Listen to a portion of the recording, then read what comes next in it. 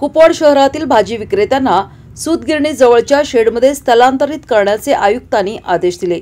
मनपा आयुक्त सत्यम गांधी यांनी तसेच आमदार सुधीरदादा गाडगीळ, सहाय्यक आयुक्त सागावकर यांनी भेट देऊन पाहणी केली। कुपवाड शहर आणि परिसरात रस्त्यावर बसणाऱ्या भाजी विक्रेत्यांसाठी आमदार गाडगीळ यांच्या निधीतून शेड मारून भाजी विक्रेत्यांची सोय केली आहे।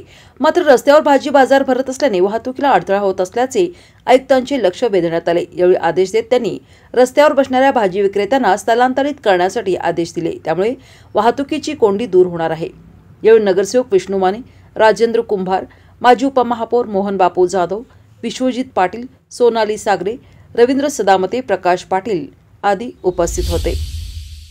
ती नसल्यामुळे व्यापाऱ्यांचा प्रतिसाद मिळाला नाही, पण आता विश्वजित पाटील यांनी सांगितले की दादांनी राहिलेला उर्वरित निधी दिला आहे, त्यामुळे त्याला जाळी बांधून पॅक भाजी मंडई करता येईल असं त्याचा तात्पुरता प्रयत्न आहे। पण इथे एक 20भर व्यापारी बसणार आहे आणि त्या व्यापाऱ्यांची कायमस्वरूपी कंटिन्यू सोय करण्याचे आदेश आता आयुक्त साहेबांनी सहाय्यक आयुक्त सागावकर यांना दिलेत। एक 20भर व्यापाऱ्यांची कायमस्वरूपी या ठिकाणी सोय होईल आणि व्यापाऱ्यांना रस्त्यावर न बसता भाजी मंडईमध्ये उभा राहून धंदा करण्याची सवय लागावी, हा एक प्राथमिक प्रोजेक्ट म्हणून आयुक्त साहेब आता त्याचा उपयोग करतील।